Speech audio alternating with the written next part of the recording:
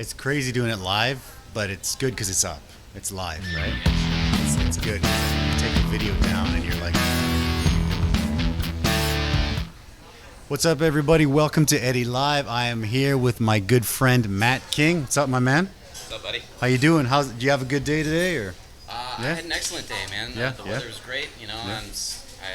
I actually just got back here from baseball practice. I'm a coach there now, so it was a good day, good end of the day. You know. Yeah, that's Matt. I've known Matt for a little while. Matt comes by, watches UFCs. He loves his spicy food. But you think you'll be able to finish the wings today? What do you think, man? I'll give it a shot. Give it a shot, right? Shot. I mean, this guy, he's a spicy guy, they call him. So you know. Yeah. Well, it's so spicy, in fact, that I actually brought you a gift today that I want you to utilize. Oh shoot. Okay. So you know, some of your guests might know that I make pottery. Okay. Yeah. I made some Eddy's logo mugs for you. Oh shoot. Hey. Look at this. All right. Check that. Oh my God. Check this out, everybody. These are absolutely gorgeous. Handmade just out of the kiln today. That's beautiful. So we're definitely going to be talking about the pottery skills today. And these will be on the show from now on. I appreciate it, my man. Thanks, man. Thank you. Hey, it's amazing. I love it. Oh, got to fill it up with something special in a minute here, yeah? Yeah, maybe some sugar-free iced tea. Some sugar-free iced tea. That sounds good. A little pomelo in there, maybe. Yeah, right. So you're pretty good with spicy food usually? What do you think? Yeah, man. Well, so when I was a kid, I grew up in California, right? Oh, yeah. And California, Mexican food there is so solid. It's just, and then I moved to Minnesota, and the Mexican food was good, but it wasn't California Mexican food. And their spicy was not California spicy. And I missed that for quite a long time. But I one time, I think we were at Disneyland or something like that. We went to one of the Mexican food places, and was like, oh, this salsa is not spicy. Can you give me something more spicy? So they went and made something chef made something like legit. Yeah. And so then I was like, oh, this is so good. And I was too little to admit that it was too spicy. Yeah, for me. sure, of course. Yeah, you got that ego. You're like, no way. And I was just eating it, and then I was like, okay, I need to go to the bathroom. Like, this is like too much. And I go to the bathroom, and there's this red ring around. Oh shoot, we might. It's just so spicy. I was just like, we might bring those days back tonight. We'll see. Yeah. We'll see. No, it's yeah. California is obviously it's bordering Mexico, right? So we actually went to California for this business course. We went to LA, and I loved it. It was beautiful. California was amazing. I've never been, and you know, you land there, everyone speaks Spanish. There's Mexican food everywhere. It was similar to Mexico, but it was with a bit of a twist on it. I loved it. Yeah. I actually, you know, my family, you know, we're in Canada and stuff, but we go down to Vancouver quite a bit. And Vancouver's a nice city, but I think that LA is way nice, dude. I loved LA. It was beautiful. Rain. No rain. 2 days of rain. Yeah, right. Something like that. In-N-Out Burger as well. That was pretty amazing, man. I heard all the hype for years from my American customers. So we go down, we get an Uber to our Airbnb. This lady's like, here's your key. Is it your first time in Los Angeles? I'm like, yeah, it is. And she's like, what do you want to do? And I'm like, In-N-Out Burger. And they're just like, what? And they're just like, In-N-Out Burger. They're like, no, but like Venice Beach is like right there. Yeah. And I'm like, is there an In-N-Out Burger over there? And they're just like, what? But people don't know that in Canada we don't have an In-N-Out Burger, right? Obviously in Taiwan there's no In-N-Out, but a lot of my customers here are American, right? And everybody's been raving about In-N-Out Burger we've had the restaurant for 12, 13 years, so I've been hearing about it. They've had a few pop-ups in Taipei. Yeah, but I can never get to them, right? I can never get to them. Apparently they sell out right away. And I always see a friend with like 3 bags, and they're like, yeah. And then it's done. Yeah, I never get that, right? Shoot. So we're going to get the spice going. So first one is Frank's. Easy peasy, man. Easy peasy, yeah?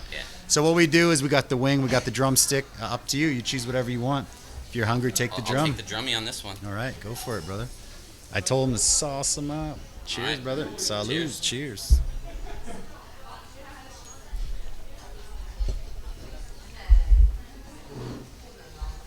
Good old Frank's. Can't go wrong with Frank's. Yeah.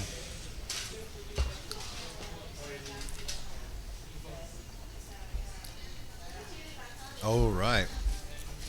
So, obviously, I know you're pretty good, but maybe the viewers not so much. So, if we were to say, who is Matt King? Could you let us know. Is this one of those encapsulate yourself in one words, or? No, man. I mean, we got. There's no time limit on the show, so. All right. Well, I mean, we're not going 5 hours, but. Yeah, sure. Unless you want to. No, I don't think people need to hear my life story, but. Okay. Yeah, basically from California originally, but then grew up in Minnesota. Okay. In high school, I got into doing ceramics. Okay, Because cool. a friend suggested it because his older brother took a class. That's pretty unique, man, I think. Yeah. That's amazing. Yeah. Okay. Well, it was offered 4 times for credit in my high school, and I ended up taking it 4 times plus 3 independent studies. So Okay. I knew right away that I had found something that I really liked. Okay. And went off to college. Okay. Yeah. And in college, I did my undergrad with ceramics and painting as my... That's so cool, man. Just my background. Okay. And once I graduated, I didn't want to go on to... I needed to do one more grad program in order to do what I originally wanted, which was be a professor at a college. Okay. So then instead of just jumping straight into another grad program, Sure. I decided to take some time to travel and work and do whatever. Uh-huh. So I moved to Japan, Okinawa. Okay. Oh, shoot. Okay. Yeah, was there for 2 Beautiful. years. We went there recently. It's beautiful. Stunning. I love it there, Stunning. And worked there teaching English and doing a little bit of ceramics in the corner of my kitchen, had a pottery Really? wheel and that That's sort of cool. thing. I love that, man. And then while I was there, I came over here to visit and got to meet my friend's professor down in Tainan Okay. and said, hey, next year, is there an opening for a foreign student? I'd be interested in applying. So I applied, and that's how I came over to Taiwan. And I did my Master's of Fine Arts here. And 2014, I graduated. And then I moved up to Taipei. And, I've been here since, 2014. So you went to Tainan from Okinawa. Yeah, So you yeah. skipped Taipei and all the bigger northern Straight cities. to Tainan. And, Straight to not okay. Tainan City. It's like Tainan Okay. in the countryside, 40 Okay. kilometers outside the city. That's pretty interesting. Is that because the school that you wanted to go to was there? Yeah. So how's life there compared to here? Well, in the countryside, man. I've never even been there, to be honest, man. Yeah. Well, up here you yeah. can go to like 7-Eleven or you can go to a restaurant and you have someone that maybe speaks English or Okay. they have an English menu or something like that, right? Okay, sure. There you'd go and it's strictly Mandarin menus. People would, they'd try in 7-Eleven to tell you the Yeah. price or whatnot. But then even sometimes I'd go into just a store and I'd say something and, I'd have my friend write something Sure. in Mandarin. Of course, yeah. I'd yeah. be like, 你有这个, you got this? And then Yeah, they'd just yeah. like start speaking in Taiwanese. And Yeah, I'm oh, just that's, like, yeah. so it's a completely different experience, but Okay, sure. it gave me a good sort of foundation in Mandarin. Yeah, I think that's the way to do it, right? I mean, I know I've been here for a long time, and I didn't directly come to Tianmu, because if I did, I think my Chinese would be pretty minimal. Sure. Because sure. you don't really need it here. But I started in different cities in Taipei and stuff. But when I came here a long time ago as well, and so there was no English, which was good. I got forced to use what I had to use. Yeah, Exactly. So, Taiwanese, I'm still at 0 though, to be honest. Yeah, you just yeah. need to know Tiabo. Tiabo, yeah, that's right. Yeah. I don't Paise, understand. yeah. But no, like I don't know. I think like I can understand it because when I was in Okinawa, same thing. Like my Japanese was kind of so, but it was Yeah. because I was hanging out with a bunch of English teachers and. Understandable. I sure. get it. A bubble can form, and it can be difficult to get out of it. Tianmu's the bubble, man. That's where I live in a bubble right now. Yeah, so that's a pretty great bubble to be in. I love it here. I do Yeah. not disagree. I think it's great. I live here too, and it's a wonderful spot to be in Taipei. I'm really interested. Well, let's grab one more wing, but I'm really interested in the pottery. Like where like you said, this came from taking extra credits in high school. Yeah. Right. Yeah. And then you just went in and you were like, holy crap, I love this. Yeah. It literally was something that I couldn't kind of place it at the time. Okay. And I think it's something that's linked to maybe my childhood and like playing in the backyard, digging up mud with my brother and sister or something Okay, like that. sure, but like, sure. Okay. It was just something like I just like building things. I like making things, and I don't know. Maybe it's also like playing with Play-Doh. Everyone has that. Sure, make a pizza of with course, Play-Doh yeah. or something like that. Yeah. But then, it was just kind of something that like Amazing. I just got into where eventually I knew that I wanted to be a high school teacher at first. Okay, sure. And so I was just like, That's all right, amazing, well, okay. that's what I want to be ceramics specifically. But how many high schools have a ceramics program? Not many, right? Yeah, I would imagine not many. Yeah. Yeah, so it's just it's one of those things where it was just something that I knew that I wanted to study, and so then I went in to study that, and it just kind of domino effect from there. Like once you start getting into something, ceramics is one of those things where once you think you know something, you realize it's just the tip of the iceberg, and there's so much more that you got to do. So, is your family into it at all, or it's just because you were just like they're into it because I give them a bunch of stuff? Okay, you're like, hey, hey, Merry Christmas, and they're like, no more handmade stuff, please. So, no, this thing is incredible, man. We got to fill this up. I'll signal someone over when they quiets down, and we'll fill them up. But wow, no, I mean this little logo. How can you explain how the heck you made this thing? So I asked you for a logo a few weeks back, and you sent it to me. So I just printed out on Microsoft Word a bunch of the logos, and I made a flat piece of clay. It was about maybe quarter of an inch thick. Okay. And then I put the paper on top of that flat piece of clay. I took a pencil, I drew the outline of the important characteristics of your logo. Okay. I couldn't get the Mexico in there because it was too small. It's too small, size. Yeah, that's okay. But then basically, then what I did was I cut out the logo. So I pulled the piece of paper off and I could cut out around the indent that it created. And then I used special tools to carve it out. It's amazing, yeah. So special tools. So you were sitting there literally like... Yeah, they're carving tools. They're called like loop wire tools. And so basically like some of them have sharp angles, some of them are round. So then you can get different sort of detail and you carve out sort of the indentation that you can see. So it's a recessed sort of It's really surface. Amazing, yeah. I love this, man. Well, so I hope you get lots of use out of them. Oh, we will, man. I think, like I said, this is our episode 20.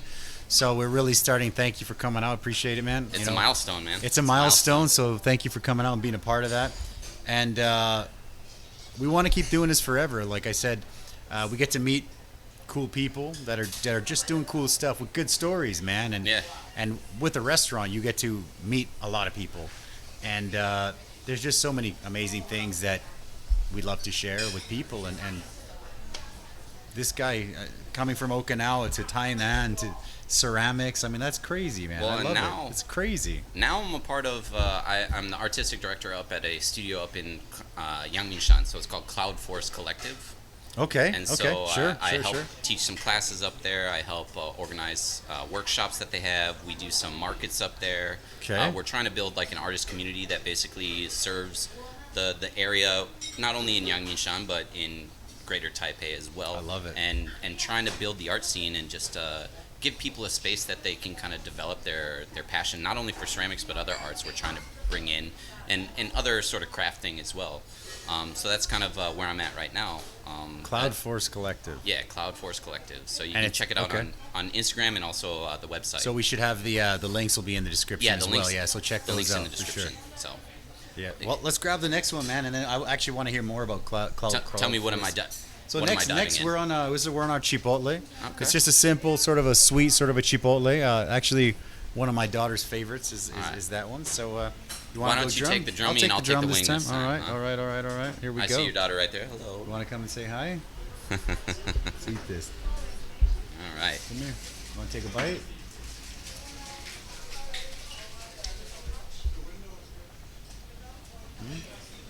Oh, that's good. Good, right? Nice and sweet. Mm-hmm. You want to eat that wing for your dad? Yes. So they're not that spicy. My daughter can eat them. But she's been eating spicy since she was born, right? Oh. It's in her genes, right? It's in her genes, right? So the Cloud Force Collective, it's a studio. Yes. And is it like open to the public, or you can just go in and shop, or you can go in and make appointments, or how does that work? So it's a studio that we have classes that you can sign up for. Okay. Both during the weekday, we have certain days that we do it, and then also on the weekends, we have regularly occurring workshops. Okay. And then we also partner with. You can take it. Love you. We also partner with, there's a group, an organization called Red Room, We organize with them. Sure. Red Room's great. Yeah, I love Red Room. Yeah. And so basically, we're going to start doing some kids workshops and adult workshops. So it's like good date night if you want to come out. Okay, that sounds great. It's like Ghost, right? That was on there. Like the question, you've always got that mane of Swayze. And, Unchained Melody. Well, ceramics wasn't as cool until Patrick Swayze made it cool, right? Patrick Swayze makes everything cool, man. Roadhouse, I love it. It's one of my favorite movies of all time. I never saw that until just last year. Really? Never. Oh, it's such a great movie, man. Sam Elliott, I think that guy's he's one of my favorites, man. He never ages either. Except now he's got a white mustache instead of a black mustache back then. But that guy, he's got like the best voice in all movies, man. Oh, for sure. Love that guy, yeah. No, but the studio, it's open for people to come and check out. Even if they don't want to take a class, we're welcoming. We want you to come in. We can give you a tour of the facility. We're also in partnership with a place called 27M. They have a gallery and they have a cafe up there. So they're right on the same piece of property. And we do things in tandem with them. Like we have artists that come through and do residency for like 1 to 2 months. Okay, and then they'll have like an exhibition there, and we also have a partnership with NTUE downtown. Okay. And so then we'll send them there to do workshops and exhibitions. That's as well. Incredible, man. Wow. So right now we actually have an exhibition going on that has all of our, I think it's up to, 5 or 6 residents that we've had in the last, because we've only been open for 3.5 years right now. Really? Yeah, okay, so but it sounds like quite a few things have been happening. Yeah, it's great. Our founding director, David Pipkin, he's really great about making sure that he's bringing people in that are, pretty well versed in the ceramics community, and they have something that they can offer, and then also he's offering them a space to do some work. Yeah. And have an exhibition, do some workshops, and basically it's a really great environment. I'm glad that I've become a part of it because I think that it's really helping to kind of be a part of the community up there. It's the old AIT housing that's sure, up the those top. are great. I think that's an amazing area actually. Well, now they're converting all those houses to like restaurants, cafes. Okay, I've been up there a couple times to check it out. I really have no idea where to go, but when you just drive through there, you figure out that it's really a cool place. Yeah, and it's not very far. No, it's just it's from like here. 20 minute. Like, well, not even. It's like 15. Maybe like 10, 15 from here. Yeah. It's really quick. I mean, I remember we just go down the street up that little back road, right? Exactly. If you know how to get to the top, then you know how to get to that neighborhood. Exactly. You just continue past the university.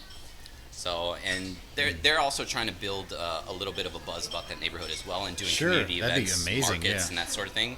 I remember you were mentioning that you guys are doing markets, small monthly markets, and then maybe like twice a year sort of markets? 2-3 times a year. We're looking at partnering up with the neighborhood and also with our partners that we have to do bigger events where maybe we have music up there, some food vendors, some... Like maybe a music festival, like something outdoor? I don't know if it's going to be Is there room for all that stuff? Maybe in 5 years, maybe it might be something like that. But we're looking for more like just like a neighborhood sort of get together. It would be like...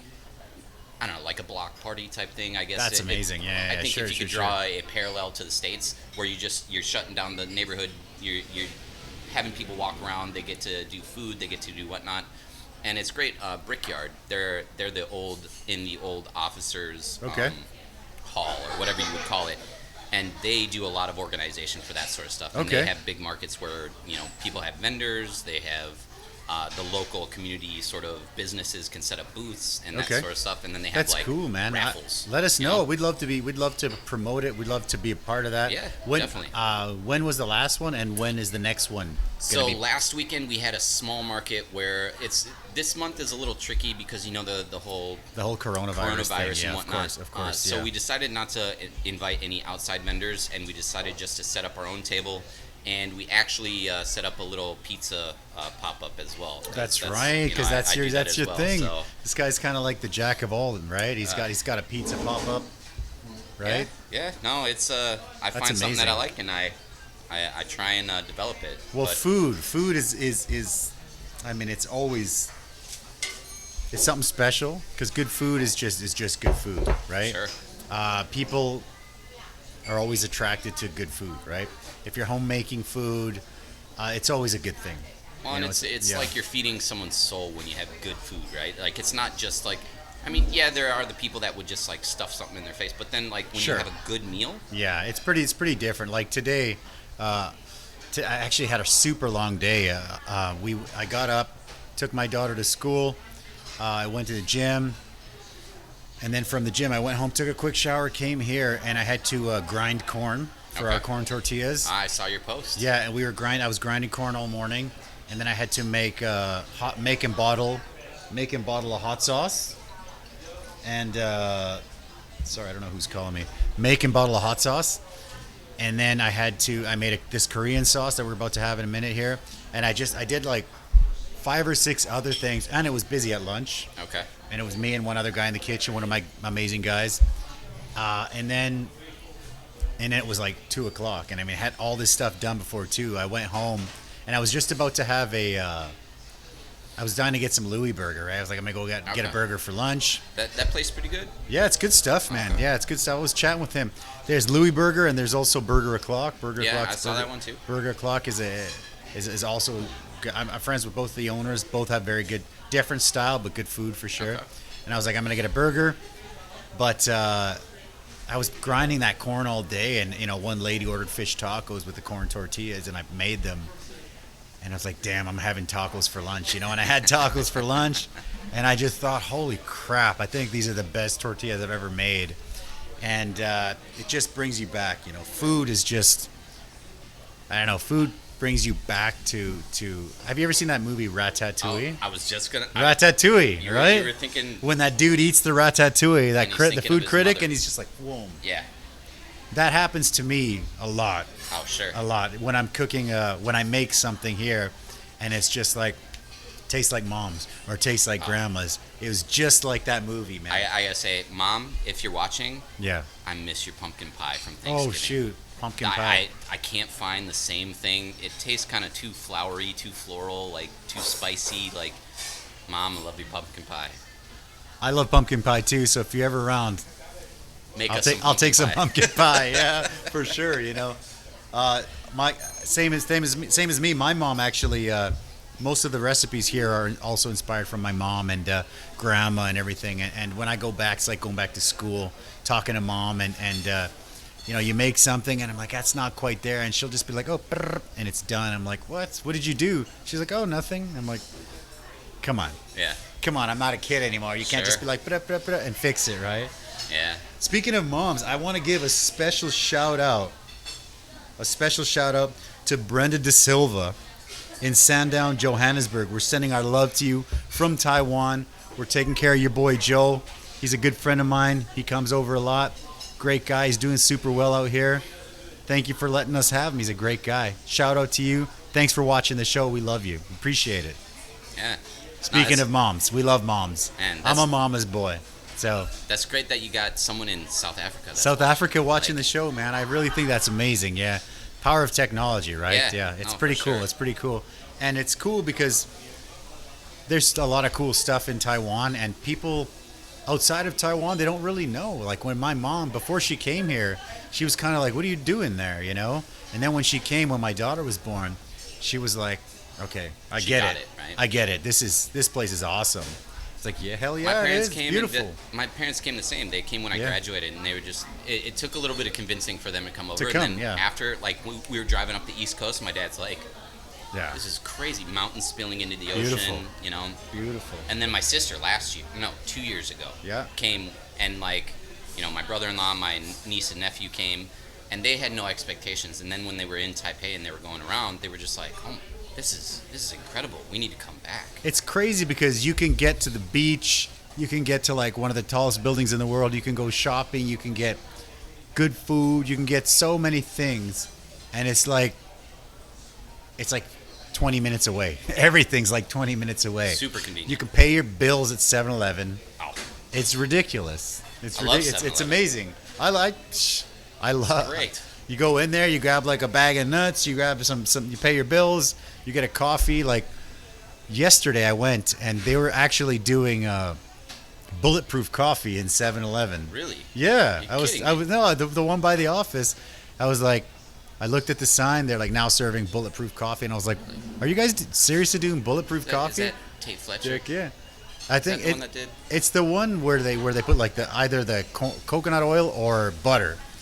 And the they MCT oil. That one. Yeah. I learned it from watching Rogan. Sure, right? sure. Rogan, right? No, so they were talking about it. I think it was Tate Fletcher that was. It might have been. Yeah, I think he's so. One of yeah. the heads of it or something. Yeah, but it's like what 7-Eleven. I mean, it's amazing. It's an amazing place, man. Yeah. Let's jump on the next one. The next one is sort of a creamy sauce made with fresh local cayennes. All right. Cayenne peppers. So I guess I'll go drummy this time. Get drum on it, man. Get the drum on. I told him to sauce it up. It looks good. Right. It's looking good, brother. This is one of my. Wow. I always say that because when you're making them all, they're all kind of like your babies, you know. Sure. That's good. Nice start to it. Mm-hmm. Some heat building.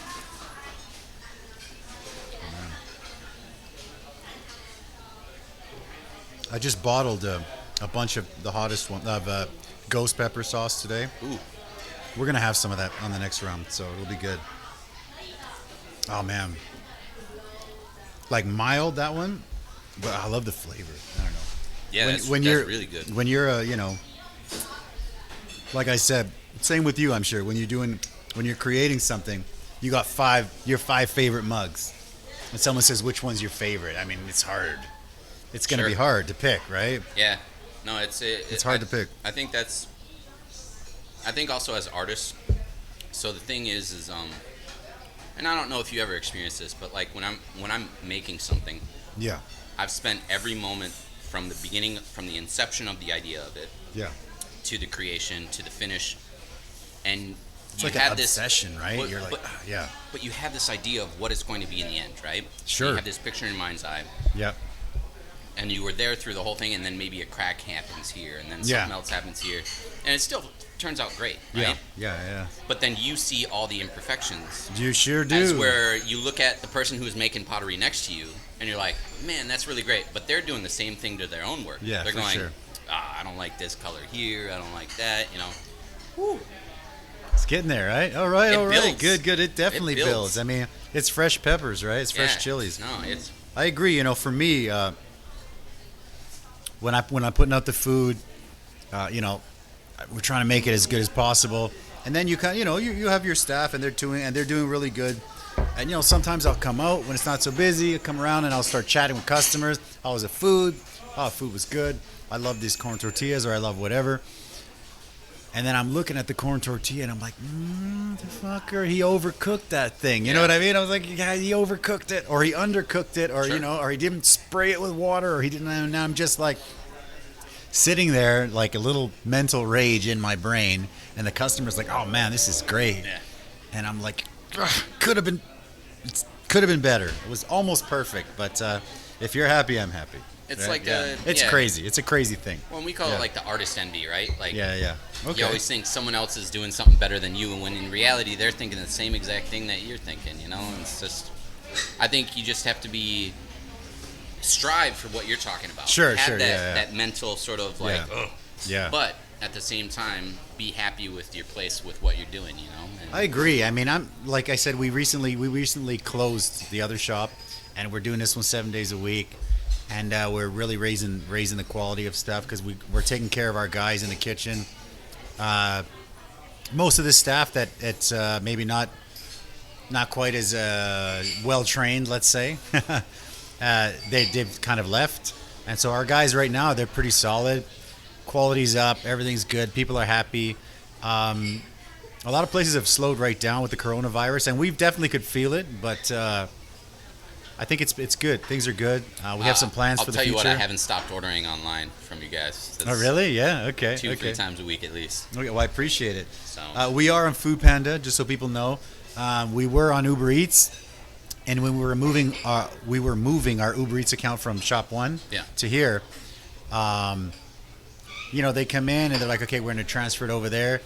2 weeks before we closed the other one, they're like, okay, we're going to do it. And it's been probably 2 months now, and it's not done. People are still messaging me like, hey, are you guys off Uber Eats? And I'm like, well, technically we are right now, but that's because we're waiting for Uber Eats. Sure. We had like their photographer come in, take pictures, right? They did all their stuff, all their Uber Eats thing. And then You're just waiting. And we're pushing, and I told one of my staff, I'm like, call them and just push. And I mean, we're nice, but now don't be nice, be rude, and be like, where the hell's my stuff, right? And they said, because 2 months, right? Sure, That's ridiculous, sure. right? And we've been using Uber Eats over there for 3 years, so it's silly. Yeah. But yeah, they said that because of the coronavirus, they can't get tablets. And I was like, okay, so that's it sounds a little fishy, but hey, you know. I wonder if there's a pottery panda or maybe a Uber ceramics. You know what, man? If you ever wanted to do some pop-ups and bring some of your stuff down, we got a nice outdoor area here. Set them up. I mean, I know you guys are doing your thing up there. Sure. But I mean, it could be a promotion to what's going on up there. We constantly are looking for stuff like that.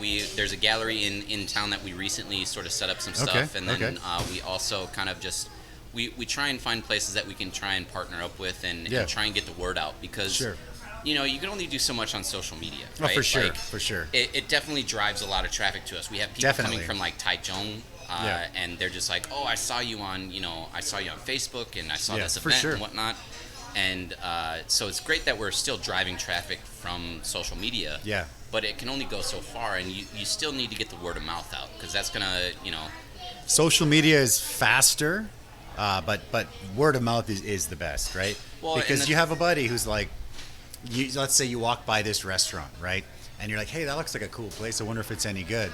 You might come in, you might not come in. Yeah. But if your buddy's like, dude, this place, amazing. Exactly. You're going in. Sure. Word of mouth, man. It's all about word of mouth. Well, not only that, with ceramics, you can see it online, and you can be like, oh, that looks interesting. That mug, you know, oh, that's cool. All right, I liked it. All right, done. Yeah. But then, like, you walk by out front, and you can actually pick it up. You can feel it. You can hear the story of the person that's making it. You can, you know, it builds a little bit more of a community. And I think that, you know, wherever we can do that sort of thing, we're looking to do that sort of, you know, partner up or pop up or you know, like any sort of thing that we can do to get out and let the community know that there is a place that you can come in. If you've never done it before in your life, don't worry.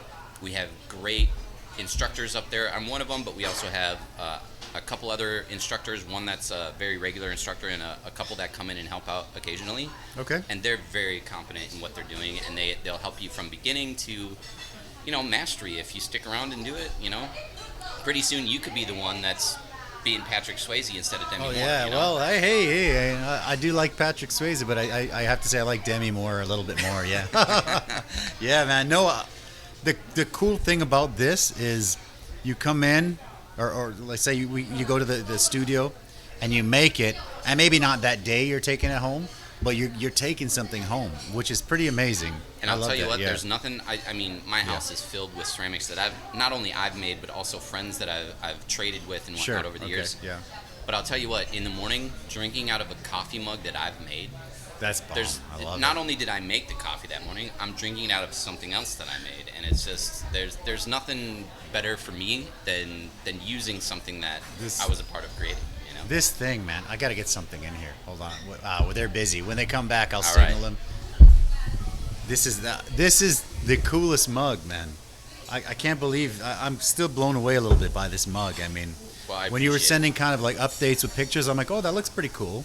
But to have the finished product is like, holy crap, that looks amazing. Well, I was a little, like I said, I pulled them out of the kiln this morning, 9:30 a.m., right? And I was a little worried about the coloration, because you can never really tell for sure how the color's going to turn out. And it's always, you know, until you test something, it's always a little bit of a crapshoot, right? Sure. And so then when I pulled them out, the green's a little dark, the white's a little bit, you know, dimmer. But at the same time, I think it looks great. I think I'm proud. I think it's beautiful. I think it's amazing. We'll get something in there in a sec here. Well, we can signal someone over. Yeah, but why don't you tell me more about Tainan, man? Like, I mean, were you able to learn any Taiwanese, or because I remember when I went down phrases that I probably shouldn't say. Okay, well, yeah. So we actually, like, I've been down to Kending and Kaohsiung and that, and like my Mandarin is pretty solid, I think. Obviously, I know Taiwanese, but it's when you go down and everyone's speaking Taiwanese. I find it actually very cool. I love the sound of it. I find it really unique and cool, and I feel like this is where I'm, you know, like, I don't know, I feel more like Chinese is great, but when you hear the Taiwanese, you're like, you feel like you're in your, I don't know, it's a weird can't describe it. I love the colloquialisms that they have too, like the way that they describe things. Like, you know, I heard one phrase that was like trying to tell someone that you're a procrastinator, and the way that they say it is just hilarious. It's you wait to, you know, do number 2 until it's coming out of your. Yeah. And that's how they say that you're a procrastinator, and it's just like that's funny. So I just think that they got really good idioms in Taiwanese, and it's a very colorful language. So, but I think that like Tainan was a really great experience. You know, like yeah. When I first moved here, it was when was it? 2011, I believe. And then Leah, what are you doing? Is she trying to get in the photo? Leah, hold on a sec, okay? But basically, in a minute like, you can check it out. Pretty much like, you know, I went to school there knowing that I'd be in the countryside for 3 years, and so I pretty much You're like, let's just learn it. Yeah, well, and I was, you know, it was 40 kilometers outside the city, right? Okay. And so literally it was just like I had a social life, but I didn't have the social life of what I would have preferred in college, you know, like being able to go out. Of course, going out for beers and being like, what's up? I mean, there was like, you know, a few places. The main place that you would go and get a beer at was 7-Eleven or Family Mart or something like that, right? Yeah, sure. Which was great for my studies. It was literally like I'd get to the studio at like maybe 9:30, 10 o'clock in the morning, and then I would do work until maybe midnight. Yeah, okay. Maybe a little later if I was really crunched on a deadline or something like that. Is there a lot of people that are doing like that are big pottery people, sort of? Like I know that what is it? Inga is like a big pottery town, right? That was one of the first places I went to when I was teaching kindergarten. They're like, hey, we're gonna go to this place, and I'm like, well, what is it? Oh, Inga. I'm like, okay, whatever. You know, you take your kids there, and you see all this crazy, and you're like, oh, this place is gorgeous. Yeah, love it, right? No, the ceramics community is very strong in Taiwan. Okay. And a lot of that has to do with or I feel, I'm not sure if this is 100% accurate, but what I've felt is it's a lot to do with the appreciation of handmade things, and also like the tea ceremony sort of thing. So teapots are very appreciated here. I do love tea. Yeah, I do love that. Yeah. And tea culture, like all the tea that's grown here. Sure. Yeah. It's really big. So I think that has a huge influence on it. Okay. And Inga, of course, having that the Inga Ceramics Museum there. Yeah, that's amazing. I mean, it draws people from all over the world who are world-renowned ceramic artists. So there's a very solid ceramics community here. Okay. And at Tainan, my university, my professor runs a really good program. It's run almost like a Western-style program. Wow. Okay. In Tainan. Wow. Yeah, that's crazy. I would have never known that. I never knew about it. The only reason I knew about it was because my professor in the States he came over here to do a residency at the Inga Museum. Okay. Met my professor here, and then he set up an exchange, and then, you know, from that, my roommate came here. I got a roommate that was Taiwanese. He told me about teaching English in Asia. I was just like, oh, that's an interesting idea. Sounds good, yeah. And that's how I And we've all done it, and it's fun. Yeah. It's great. Yeah. So it led me to coming here, and it's just it's one of those things where I never would have thought something in high school that I started at 15 years of age, off of a suggestion of my best friend, like, go do ceramics. It's cool. It's fun. And then it led me to travel the world. He's like, dude, ceramics, sweet. Yeah. And now you're like, what? You're making these mugs in Taiwan, and you've got like this studio, and it's crazy. Well, and not only that, I was able to travel. I traveled to China for 4.5 months, where I was studying there for part of my study abroad. How's the community with China, Taiwan, Japan for pottery? Well, I mean, I don't know. That's like apples and oranges, right? But I would say in general, Asia has a very strong appreciation of handmade items, especially ceramic. I can see that. I mean, you got like the blue and white Ming vases, right? Like that makes sense. Yeah. There's a longer history of sort of. I mean, of course, everywhere pottery was used. Sure. But I think like the artistic, the craftsmanship was pushed a lot further. I think in a lot of the styles before, and it's just, I feel like when I was in the States and I was in college and I would make a mug like this, for example, I would basically set up and we'd do student sales to try and raise money to go on a trip to like New York to go see the art museums or something like that. I love it. And you'd have someone come up and they'd be like, oh, a mug, and they'd look and they'd go, why do I want to pay $10 for this mug, and when I can go to Walmart and pay 10 cents? And it's like, well, you can go to Walmart and pay 10 Yeah. cents then. There's not the same sort of Yeah. appreciation. Okay. And maybe some people here would be like, why would I buy this when I could go to IKEA and get something? You know, there's always that sort of person. That makes. I guess I never even thought about that. I never even would compare the two things. Yeah. So I mean, I never thought anyone would, but okay. Sure, yeah. but it's hard to. I could understand that. I guess It's yeah. hard to compare because it Sure. is apples and oranges. But I just feel that there's a very strong community here, and they're very supportive. You know. I think Taiwan's a great place. I mean, like, for example, if you go to Mexico, there's Mexican food, and that's pretty much it.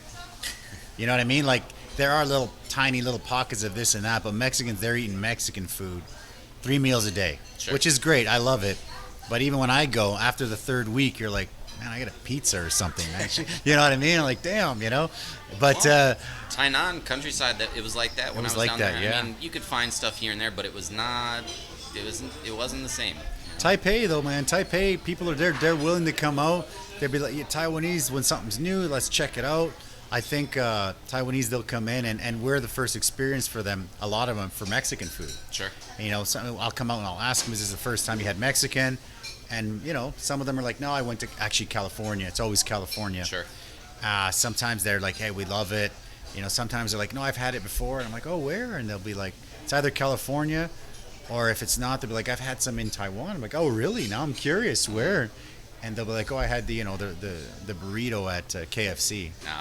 And I'm like, oh, okay, well, but I mean, that's apples to oranges, Sure, right? sure. So I can understand. They're like, yeah, you know, I had the burrito there. I'm like, oh, okay. How was that? And they're like, yeah, I mean, yours is better. I'm like, gosh, I hope so. Yeah. You know, like, I hope so, or else I'm gonna be doing something else. Jeez. Yeah, right. I mean, that's just like a wrap with deep fried chicken fingers and lettuce in it, Sure. which has its place. It's fine. Sure. But I mean, it's like, damn, we're grinding corn. You know, No, for I sure. was grinding this morning, like literally. It's crazy. When I first moved Yeah. up to Taipei, I Yeah. found Eddy's, and I was Yeah. just like, oh my god, I found something that's actually like, you know, it's not. I noticed you change the palette a bit, right, for the local.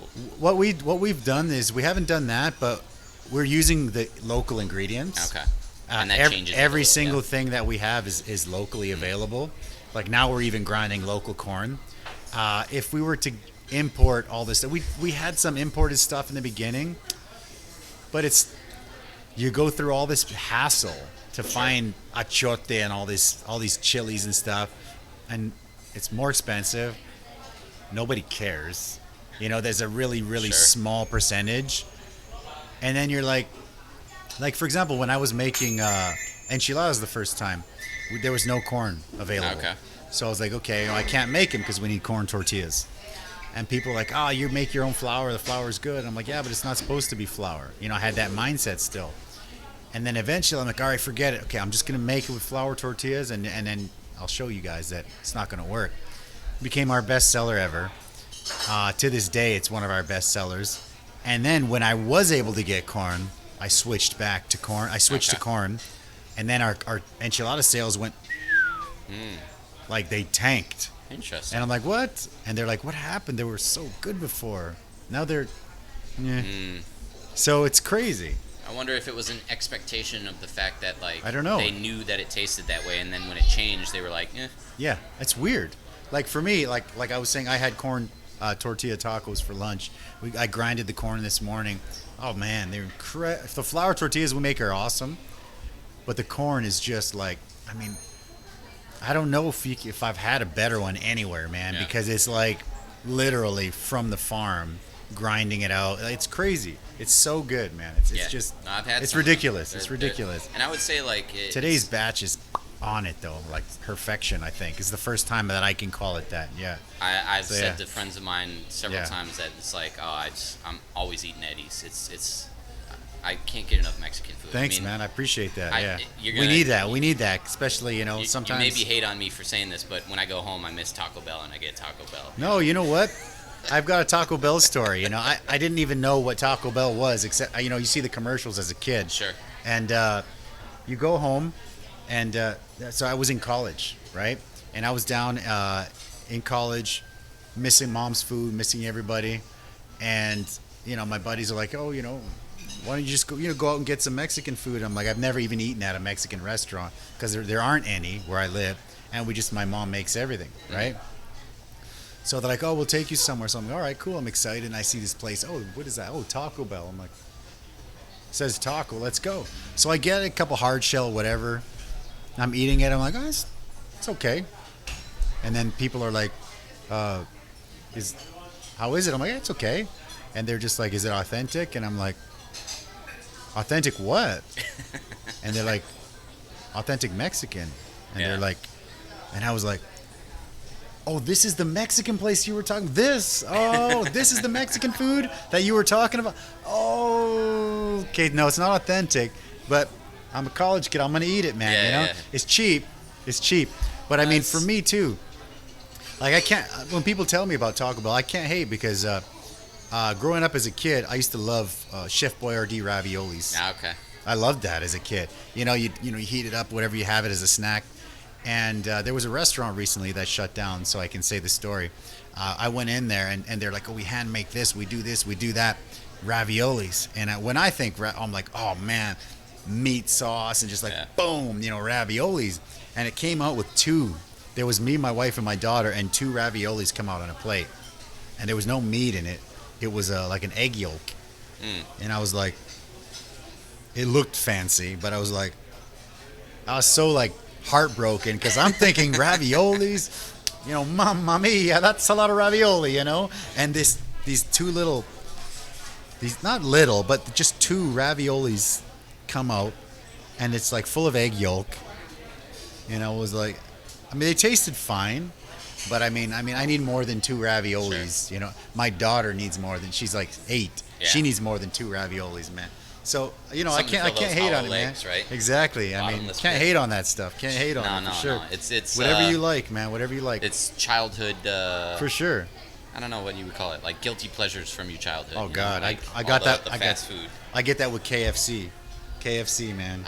Childhood memories. It has to be original recipe though. Yeah. I love that. Yeah. KFC's I mean, it's alright. not great, but it's like that childhood thing, like Ratatouille, man. My dad used to take us. On the weekends, like we didn't have very much money, but on the weekends, when parents were off, get a bucket of KFC, and we drive out to the dump and watch the bears eat the garbage, and we'd be sitting there eating our KFC, and it was original recipe, and you're just like, oh man. But I still remember that now. It was amazing. Sure. I loved it. It's crazy. It's a crazy thing. I mean, you do something so small for your kids. And they remember forever. It's incredible, man. I like how you're talking about it. It links back to your childhood. I honestly think that's the ceramics thing for me. It's there you go. Exactly. Me and my brother and sister in the backyard digging up a little bit of. I agree. It wasn't clay, but it was dirt, and we were making pies, mud pies, and then you put them on the fence to dry. And then, I love that. That's incredible. I love it, man. So let's grab this one, and then I'll ask the next question. You got the drummy. I'm drumming. Okay, so this is the Korean one that I made today. Yeah? Okay. Let's see how we go. Ooh, this is all sauced up. Huh? Mm-hmm.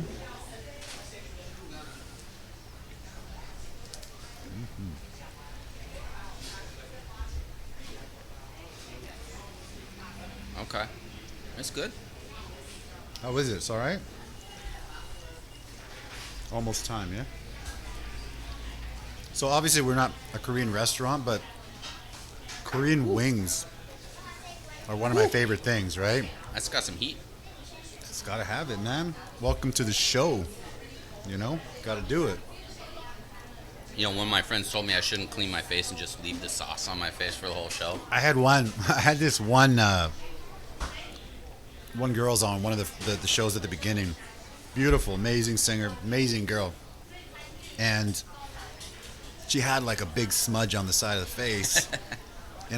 We're talking, and I'm like, hey, and I'm kind of like pointing at my face, like, what's up? And she didn't get it. I was like, oh shit. It was crazy. Oh shoot. Yeah.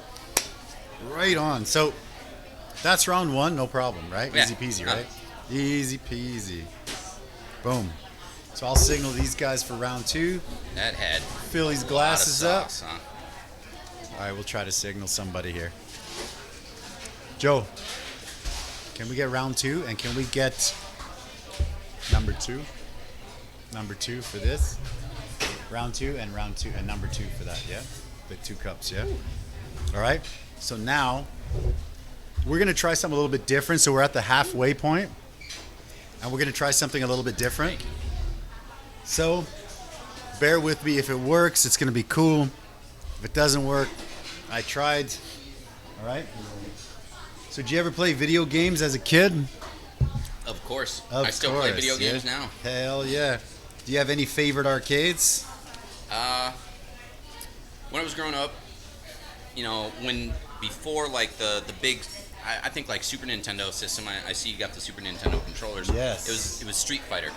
Hell yeah. My parents didn't get us the Super Nintendo, but we'd go over to our friend's house, and his parents didn't want to get him the Mortal Kombat, right? Okay. Because that was all bloody and whatnot. Mortal right? Kombat is a different thing for sure. Yeah. For sure. Yeah. Mortal Kombat was. Speaking of Street Fighter, boom. What do you think of that? Uh-oh. All right. A little break from the ceramics and wing talk, and we're about to get down. Yes. All right. So, are we good? I think so. All right. I'm probably going to be a bit rusty, to be honest. Dude, I haven't played it in a while. Hold on. Let me just back it up here. Okay, let's get back in there. Just ignore the little... Yeah, it's all there good. You go, the little hackies there. Yeah, one of my buddies hooked it up. So Street Fighter 2. When I was a kid, I used to go to the arcade. We used to collect like little hockey cards and stuff, and we would play this game. And I was really good at it, man, as a kid. I mean, obviously it's different. It's different here. But we'll see how it goes, man. Hit start, see if you can go. Right. There you go. All right, so let's go. We'll have a quick game. All right, I think I'm going to While go Lily with, switches the battery. Lily, can you switch the battery on that? Let's do Blanca. Yeah, all right. Let's go. I'm going right. Ryu, yeah? So we'll have a quick game here. Hey, brother, thank you for this. Cheers. Yeah. Got to fill it up with iced tea. All right. These are beautiful. These are beautiful. Okay. All right, let's see. I'm not sure what the buttons are, man. So these are... Okay. I still remember a little with Blanca. Okay.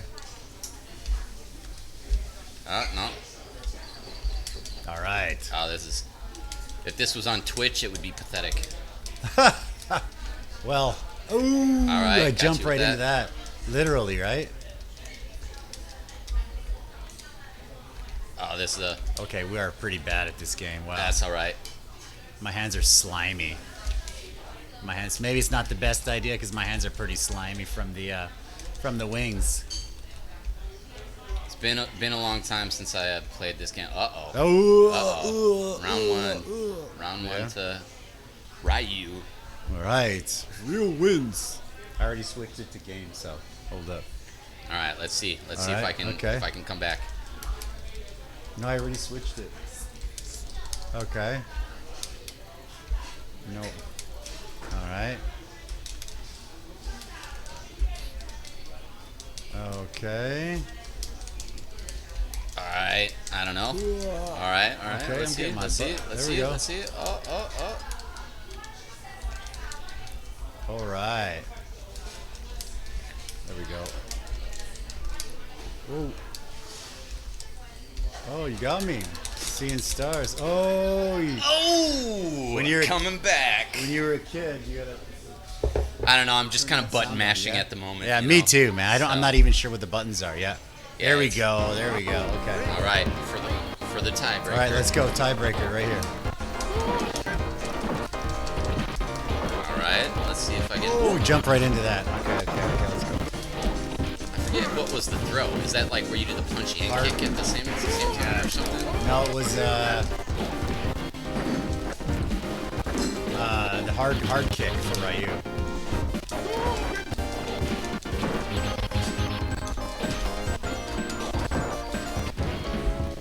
Yeah, you always had that one friend that chose the cheap character. And right. I remember the game that we used to play was Tekken. Oh yeah, sure. And Eddy. I know, not you. The man. It's a good name. As Eddy, name. He would always. Oh. All right. Well. All right. That I guess round one. Huh? Yeah, it's on. Yeah, it's all good. Yeah. Okay. All right. Well, I'm sorry to beat you up. See you in action is a joke, man. That's okay. So, battery's all good, yeah? battery's good. Yeah. All right. Got it all switched up. Yeah. Turn on. Yeah. Turn Well, that's on. a good segue. There we go. Okay. Well, no, it's on. Yeah. All right. We're almost back. So we are almost back. So that was good. Now just leave it. There we go. Looks like it's coming on. All right, perfect. Yeah. HDMI switcher audio. Boom. All right. Good. So that was a first. Good match. That was first. And I have to say I'm 0-1 now on my own show, so that's rough. Yeah. Do I get a belt that I can? You should. You should get a belt. Yeah. Hold on. Let me get. So I used to play that as a kid, and I remember going to the arcades and being like a little kid, like 8 years old, and I was really good at it. And you'd play adults, and then like first round they kind of take it easy on you, and you like whoop them, and then they're like, okay, I'm gonna smash this kid. And then you whoop them again, Yeah. and they got so pissed, it was crazy. I loved it. Audio good? Check my face, check, make sure yeah. I don't got any smudges. Yeah. I think we're smudge free right now, right? Yeah. Yeah. Well, yeah. So yeah, good, man. So the inspiration for let's say a new ceramic, pottery, whatever, like what kind of inspiration? Where do you get inspiration? I mean, for something like that. For pottery, it's really, it's a matter of what the function it's going to serve, and it's a matter of just trying to figure out, is there something that you want to make that, say that, at my house, I had a big bowl that I would use for serving a serving dish, right? Sure, okay. And I recently dropped it on the floor, and it broke. So okay. then I'll say, okay, I need to go and make a new one. Dish, okay, right? okay. But we good oftentimes, you'll have clients that'll say, "Hey, I need X amount of this made. Are you willing to do this for me? I have this sort of color in mind. I have this sort of shape in mind. I have this sort of use for it. So what can you do for me?" And then you make a couple prototypes, and then it goes from there. So you can make it like a custom dish. That's Yeah. like, I kind of want this with a little of that on the side, with a little bit of this on the. Sure. And you can make that. Yeah. That's cool. Yeah, and then there's other things too as well. Like I make like a standardized whiskey glass. A couple years ago, I did a Kickstarter where I did a whiskey glass, and it's kind of like a cross glass between. Or like, well, it's made out of ceramic, but it's but it's like a little flute sort of deal, it's a cross between the tulip sort of nosing glass and a low ball. So you get the best of both worlds. It's like a low ball that then you can nose because it's angled towards. So you did a Kickstarter campaign? That's cool. How did it go? Great. I did 200% of my goal, which was $3,000, and I made $6,000 off of the Kickstarter campaign, and I sent it out all over the world. And it was That's great. Cool. So you were shipping glasses all over the world, cups, mugs. Yeah, so, but now, like the studio, we're looking at developing some dinnerware sets. So we're gonna have some standard dinnerware sets that you can purchase, or even where I met a chef recently who is interested in maybe having us design some stuff specific to, like, specific dishes that he wants to create. That's crazy, yeah. Because that's kind of like a new niche sort of market that's kind of coming out. That's kind of cool, yeah. Like Michelin chefs will want a ceramic artist to design a platter or a plate or a bowl or whatever to for that dish, to complement the dish. And so that's crazy. That's I love something that idea. I have to think about that, man. Yeah, like, I'm not a Michelin guy. Not a Michelin guy. Not yet. Not yet. Well, right? Yeah. So one day. Yeah, we'll see. Yeah. But no. So doing stuff like that, it's.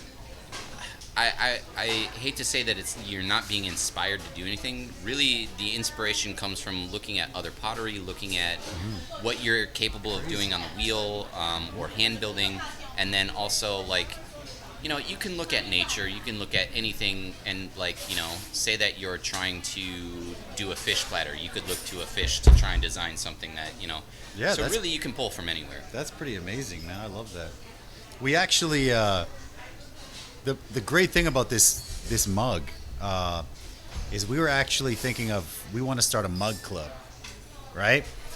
When I went back home, we went to this brewery and they had this mug club, and I thought it was really cool. And I was chatting once with one of our customers, Brandon, actually. You know Brandon well, right? And he was like, "You got to do the mug club," and I said, "I have no idea where to even get nice mugs." But now we do, right? Lo and behold. It was Brandon. Yeah. I was sitting right over there during one of the UFC events, and he was like, "You should talk to Eddy. Eddy wants to do a mug club." And I was like, "Oh, Okay, and I just so happened to just unload a kiln that day, and I had, you remember that? I Yeah, had of that course cup I in my remember that. bag. Yeah, it was amazing. Yeah. And so I was kind of blown great. away. It's like, what the? Because, you know, with this job, with this business, you meet so many people. Sure. And all of a sudden, one of your guys who's drinking beers, he's here for UFCs. He pulls out this handmade mug, and you're like, what? You make mugs? That's crazy, you know? Like, but you know, like we have a crazy mix of people that come to eat, and that's the good thing about a restaurant. And I think I want to do it, so I just need to figure out where are we gonna put them. I want to display them somewhere. You can do there was an Irish pub in my university town that used to hang them underneath the bar. And then they all had individual numbers. Okay. And so then you would rent your number, right, for the year. Okay. And then if you wanted to re-up, you had first dibs on it. But then if you decided to give it up, then it would go up to How many did they have? Like 20? 100? No, they had like 100. Okay. And they were all just dangling So from on the underneath. bar, I could just like screw little Have hooks in there? And then they just hang from the handle. And then you have the logo, and maybe on the other side you have a number. A number, no names. A number, right? No names. Okay, so then it stays in the bar, and then when the person leaves, say they go off island and they leave for good, that then becomes an open mug that then goes up for auction. Because that's damn cool, man. I love that idea. I just had no idea how to do it. You can toss them up here for for sure, yeah. To go with the growlers, right? Up with the proper 12, proper 12, Right. Oh, there it is. There it is. We got some we still got one bottle of proper left for the Connor's next fight. Yeah, Connor's next fight, proper 12. Yeah, he's gonna fight. When's that one gonna be going? He might be fighting Justin Gaethje. I did see that. Yeah, what do you think of that? I don't know Gaethje very much. I don't know him that well, so I need to start looking up on him. So he's pretty. He's a really good wrestler, but he'll stand and brawl, and he's just got a chin, and he almost never goes down. He's really rough. So, I mean, Connor's the man, right? But I think it'll be a good one for him. Yeah, I thought it was good to see him come back. You know, it was. We needed that. We all needed that.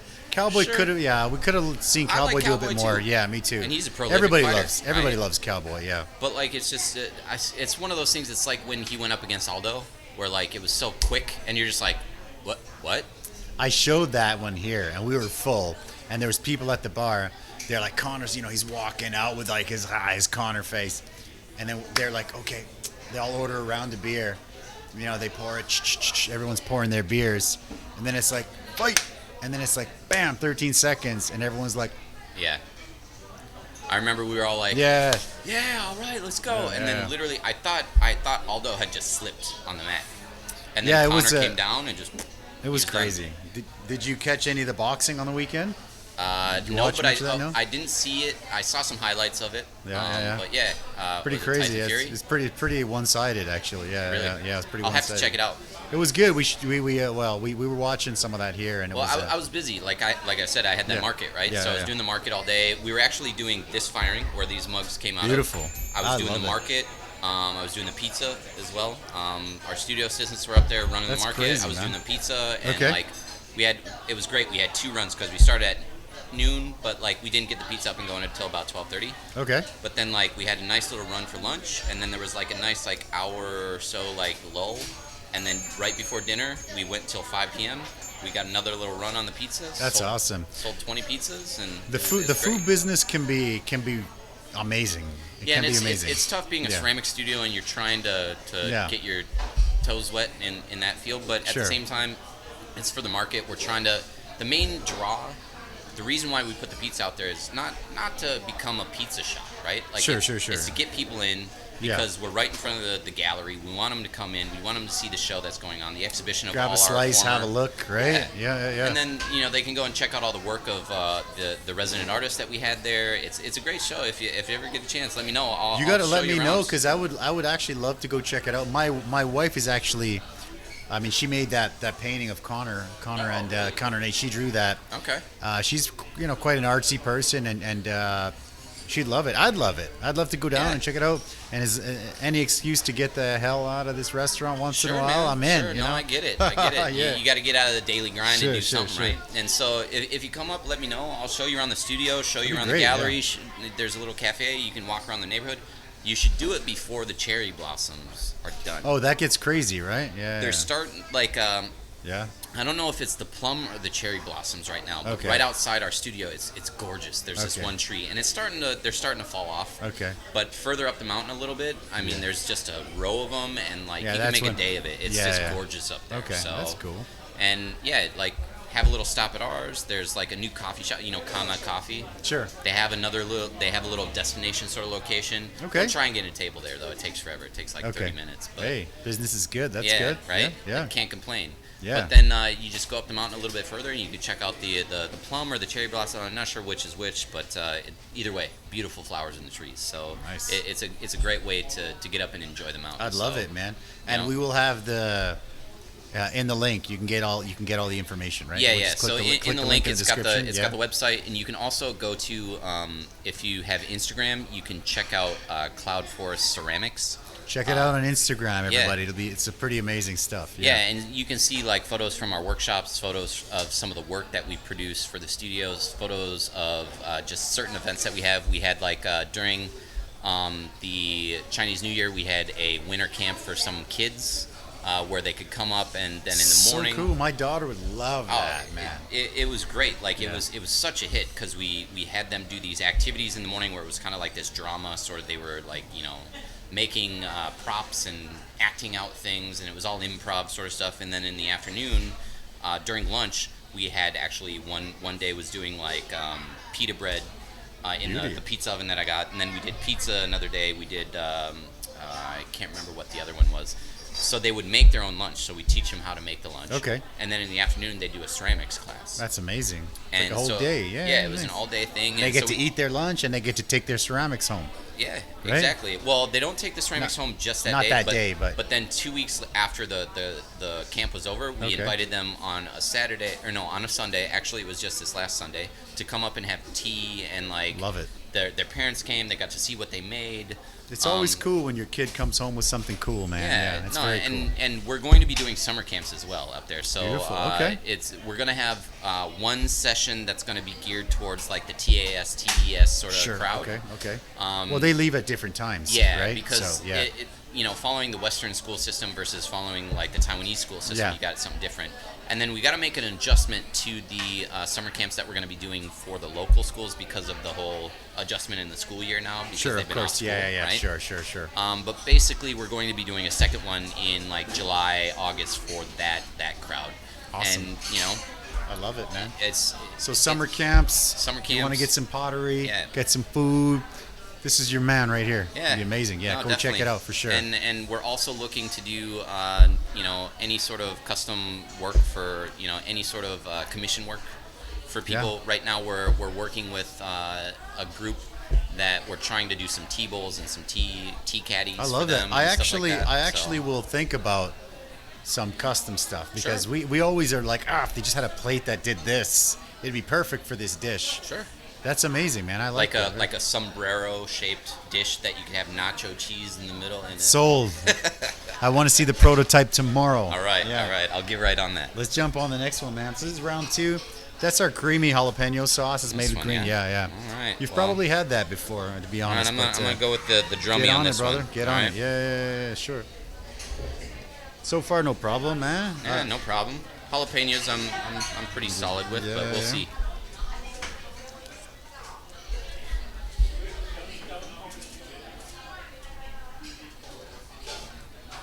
Okay, this is a little faster with the kick.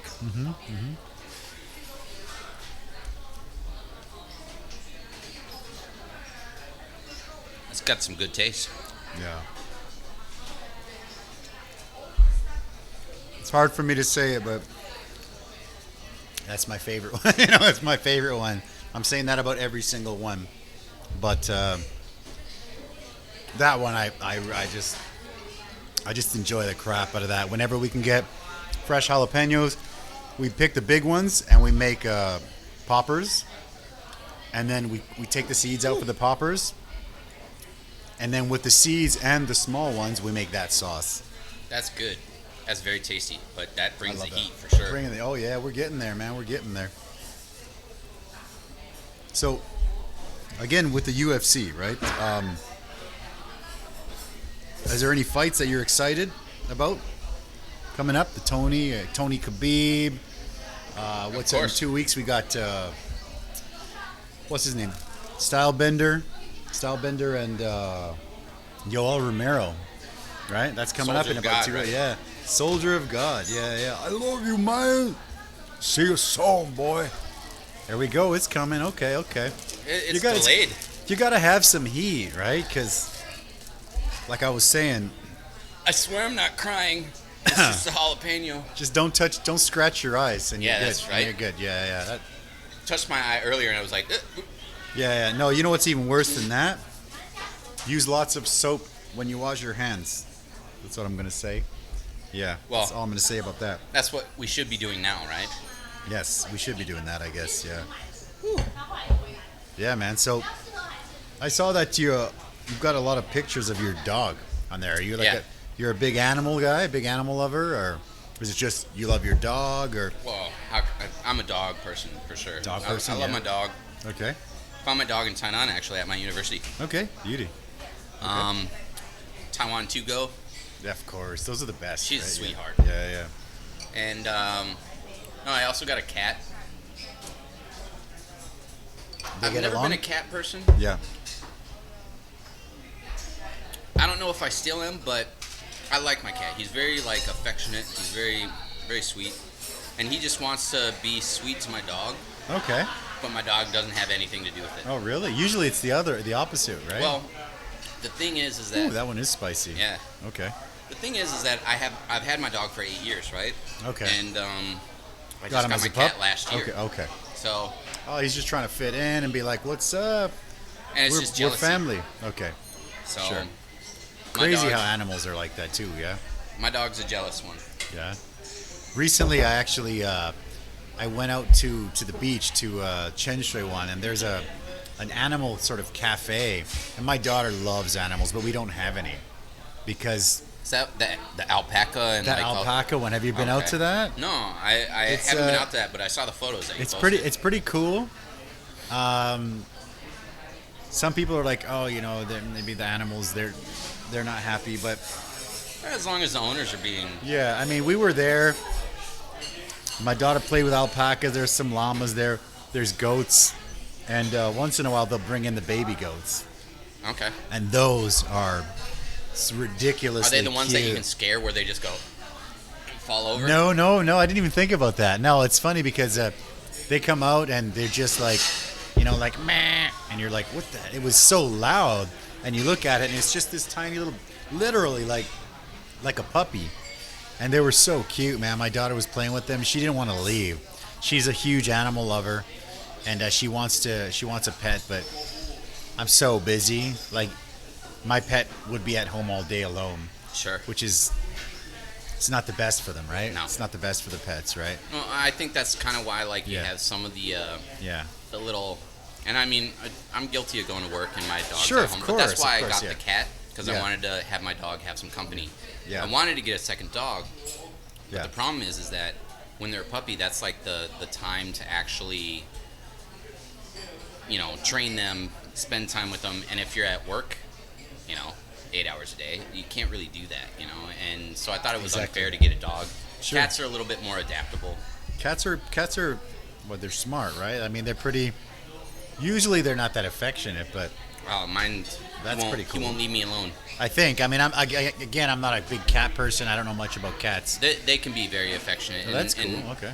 yeah, you do have the one where you're petting it and then it attacks your hand because Yeah. it's done with you. Yeah, But you're done. Yeah. Mine Okay, will that's never cool. do that. That's cool. Okay. So, although I shouldn't say that. I've seen him attack people's legs, but it's different. It's like a playful sort of. Like the last when I took my daughter home to meet my family for the first time, she was just under 2 years old, and my brother had like a grumpy cat, and he scratched my daughter's leg when she was like 1.5. Yeah. And I mean, she doesn't remember, but it was like, oh my gosh, I'm gonna murder that cat, because I mean, it's like my 18-month-old daughter walking Sure. around. He just went like, wow, Wolverined her in the back of the leg, and she was like, she started screaming. I was like, oh my god, what's going on? And it's your first kid, you don't know what you're doing, right? Oh no, it's good. Scar's gonna be there forever, Yeah. But that's pretty crazy, man. No, But definitely, animals are pretty amazing. Well, my dog, has never been around kids that much, right? Yeah. And so the first kid that it met was my friend's son, who brought a lightsaber over. And so I'm sure you can imagine where that went. He was just swinging it in my dog's face, and my dog's growling at the kid. I was like, hey, stop it. Just don't do that to him. Yeah, don't do that to him. Give him a bit. And then my dog didn't attack him, but went, ruff, ruff, ruff. Yeah, of course. Just like, get away from me, dude. You're freaking me out. Yeah. So that was her first experience with kids, right? And of course, yeah. So now it doesn't like kids, of course. Yeah, but then when my sister came 2 summers ago, my niece is in love with animals, right? Okay. And so she sat there patiently for the first 3 days. They were here for 7-8 days. Okay. For the first 3 days, hand out, and I told her, I was like, my dog is unsure about kids. Yeah. You just gotta hold your hand out. Yeah. If she backs away, let her back away. And my niece was the most patient, and then by the end of the trip, you couldn't get my dog away from my niece. Okay. So, yeah, I mean, there's people like that. They're not around kids, and they hate kids. Yeah. So, I mean, yeah, it's totally understandable, yeah. But when you win one over, I mean, like, dog's a man's best friend, right? The dog, sure. they're with you until, till the end, right? Dogs are amazing. I miss having one. It's just not possible right now for me. Yeah. Oh, and there's part of me that's like, oh, when this one's gone, I'll get another one. But then part of me is just like, well, it's but so also hard it's like, to lose a dog, man. Yeah. It's like it's losing a family member, man. I'm gonna be devastated when that happens. Like, but that's just that's pet ownership, right? That's pet ownership. Yeah, it's definitely rough, man. It's definitely rough. No, and actually, if you want to ever meet my dog, you come up to Cloud Forest, and I bring her up there quite regularly. He's the mascot, yeah? Yeah, well... She's the mascot, yeah. She's just the lazy pile of fur that's lying around in the studio, not bad. Hey, that's dog life, right? Hey, the dog life, It's better than her running around and knocking, pottery and sculpture That's over, true. So. You can have a kid for that, right? No. Let's jump on the next one, man. The next one is similar to the cayenne, but it's made with bird's eye Thai chilies. All right, you got the drummy this time. I'll take it. I'll take it. Let's go. We're on it. Cheers. Salud. All right. Hey, there we go, brother. Salud. Thanks again for those mugs. They're beautiful. Yeah. All right, let's dig in.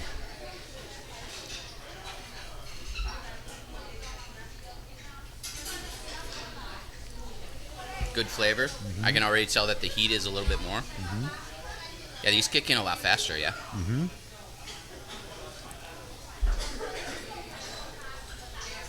They're a similar recipe, but different chilies, different blends. You get to play with different things, so it's pretty awesome, man. I mean, again, one of my favorites. All of them are one of my favorites, right? Yeah. Very flavorful. I learned when I was in college. Yeah.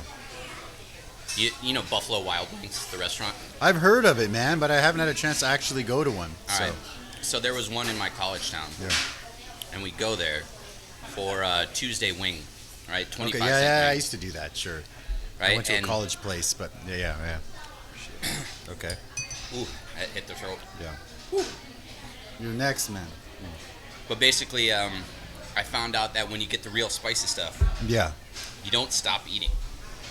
Because the second that you stop, like we're stopped now, right? Yeah. Oh, that's true. Yeah, I never thought about that. Yeah, up. That's true.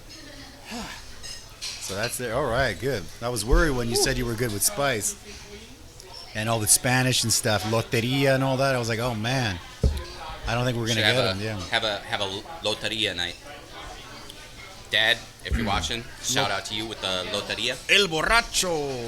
Yeah, he's loteria, maybe your tío. Yeah. Oh, that's the best. That's one of my daughter's favorite YouTube channels, man. It's crazy. What's his name again? David Lopez and the character's Juan. Juan is oh, that's a hot one. That got hot at the end. So basically, I have a seed stuck in my tooth. Perfect. So you were saying that when you were in Tainan, you started a podcast, right? And then that's all right. Take your time. That was a spicy one. So you have a toothpick? Because that seed is just driving me nuts. Zach, can we get a toothpick? Toothpick, yeah. Thanks, man. He'll grab one. Yeah, so... Yeah. No, you're right. I did. I was going to say, You said when you were a kid and your lips swole up, right? That's going to happen tonight too. Or now. There you go, brother. Enjoy. Thank you. No problem. That seed is like in the wrong place. Yeah, and then it'll just keep burning all night. There we go. These mugs, man, I love them. Check the mug out. Cool, right? Oh, man. This is like, yeah. That's the staple on the show every week, man. I love that. And yeah, let's do the mug club. I'm down for the mug club. It's going to be amazing. Yeah. Now that I've got my breath back. Wow. Yeah. So you said you started a podcast. Yeah, it was ceramics based. I think that there's not that many podcasts out here, right? I mean, there might be. Maybe I'm just lost, but I don't know. We're trying to build something with this, and no, I think you're doing a good job, and especially I know it's starting small, and you're doing local stuff, but that's good. You know, you got to start somewhere, right? Yeah, for sure. I mean, it's pretty amazing how people will come in and they'll be like, "Hey, I saw your show," and blah blah blah, and it's like, really, that's great because somebody's watching, which is nice. You know, I appreciate that, and we appreciate it. Don't forget to subscribe if you're watching, right? That helps us out a lot. And like, right? And like, yeah. Smash that like button. Smash the like button. Like, comment, subscribe, please. If you like the show, and if you don't, you can do it as well. Let me know. But yeah, you had a podcast, and you stopped. Yeah, the thing was I started in grad school, and I started interviewing ceramic artists that would come through on a residency. Beautiful. There you go. I love it. Because at the time, there was only one other ceramics podcast. It was, what was it called? I can't even remember. Is it still going, the other one? The other one's still going, and he's doing a great job. Fantastic job. I still listen to it. Okay. Man, the spice is just messing with my brain. I can't think of it. Oh, that's the gig, man. Yeah, that happens. Yeah. But basically, like, so I interviewed like my professor. I interviewed a couple artists that came through. Yep. And posted those, and then I had to write my thesis. So, with the thesis, I just didn't have the time. Sure, you know? Of course, yeah. And so I took a hiatus, and I had every intention of going back, but then I graduated, and then I was moving from Tainan to Taipei, and... Is it still up? Your podcast? Yeah. Well, what is it? I mean, it's called clay casting. Clay casting? Okay. Pretty sure it's called clay casting. It's been a while since I looked at it. Okay, yeah. Yeah, clay casting with Matt King, and it's kind of a play on words. There's a process in ceramics called slip casting. Okay. So, like, a lot of the cups or anything that you see that are, like, IKEA or whatever. Yeah. They make a mold, and then they pour, like, a slip, which is just like a slurry of clay, into the mold. It pulls water out. You want more milk? You need more milk, or are you good? Yeah. I'll be all right with the horchata for now. It's starting to subside. Good. Okay. Yeah. Yeah, maybe it happens. It's hot. Yeah. But no, like the process is like a different way from making mugs than like throwing it on the wheel or hand building or anything like that. Okay. And so I figured podcasting, slip casting. I like that. Play on words. Good, very good. You know. Yeah. I think there's 4 episodes up on iTunes. Okay. Oh, that's cool. Okay. But I did 5 interviews. I know that for sure. Okay. And I wanted to do more. I should start it up again. You should start it up. You got the perfect place to do it now, right? True. Like you can do it at your workshop, at your studio. With the residents that are coming through. Exactly. Yeah. No, missed opportunities. You should totally redo it. You're inspiring me. You know what? For me, I also missed so many opportunities because I had people coming through. There was a few years ago, there was a company, Mexico's biggest TV company called TV Azteca, and they were doing some kind of relations with Taiwan, and they sent, you want to come and say hi? Come. Want to come say hi? Hi. You want to say hello on the microphone? Hey, thanks, guys. We'll see you guys next time, huh? Take care. Thank you. Bye-bye.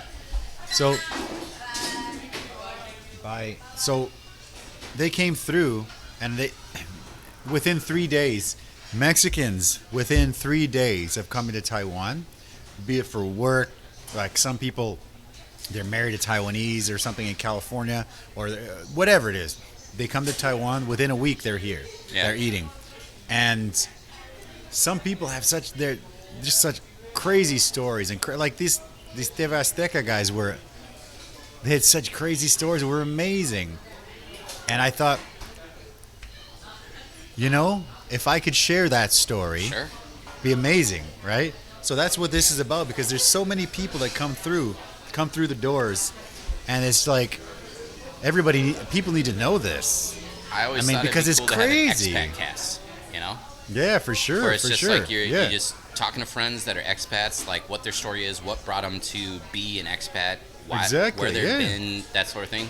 There's a lot of interesting stories out there. There's so many, and I mean, like yours. You just show up and you start pulling mugs out, and all of a sudden you're like this mug, this ceramics master from like age 15 to now. It's like, what? Yeah, that's crazy. Yeah. No, it's hard. It's amazing. It's hard to believe. I love it. Since 15 until now, I've been doing ceramics. There's very few things in my life that I can say that about myself, and the only other one that was in contention was snowboarding, but in the last 8 years, I'm in Taiwan. Am I gonna hike up Yushan and snowboard down that? I don't think so. Snow down it like the twice a year that it actually gets snow up there. So it's I think it's just it's one of those things that like it grabbed a hold of me young, and I'm still doing it. I think I have that with soccer. I mean, I played since I was a kid. I was okay. I mean, I was never like the best player, never the worst. Sure. But coaching, I coached probably from like age 12 to now. I still coach on Saturdays. Okay. And I stopped for a little while, but it's something that I can say that I'm pretty. I mean, I think I'm pretty good at that. The food, like I blew my own mind today with those tortillas that I grind. I was like, I can't believe I made. You say it's something that your abuela's abuela. Yeah, it was my abuela's abuela made. Because in Canada, even in Mexico, people are using like the arimasa and the maseca and stuff, which is good. Yeah. And there's so few people that are actually getting the corn and grinding that shit out, except for like the farmers and stuff. Sure. And that's like the best. And that's what we're doing. It's crazy. Like, it's pretty mind-blowing that when I was making that, I was like, I can't believe that this is coming out of my kitchen. It's incredible. Yeah. Well, I think there's something to be said about when I do my pizza pop-up, my business partner and I, we make sure we're using Caputo 00 chef's flour from Italy, right? And we're trying to track down as much authentic stuff as we can. Sure. Because when you can do it authentically, it's much better, right? Of course, yeah. But when you also are running a business, sometimes Costco shredded mozzarella cheese is a better option than. Of course, yeah. Yeah, no, I mean, we got a pretty good. I mean, if you ever need cheese guys or whatever, we got a pretty good guy. Yeah, we got a couple good guys, and there is good stuff available. Like the incredible stuff is gonna be way more expensive. So pepperoni is the one thing that the only place I can really find it consistently is Jason's. I'm sure I could probably get like it's got to be somewhere. I've never even looked for pepperoni, but I'm sure it's tough. On Fridays I think, Friday and Saturday, there's like a Tiemu, the market sort of on the circle. Sure. On the very end on the corner, there's a Swiss dude who's like he's making all his sausages, and he's making bacon, he's making salami and all that stuff.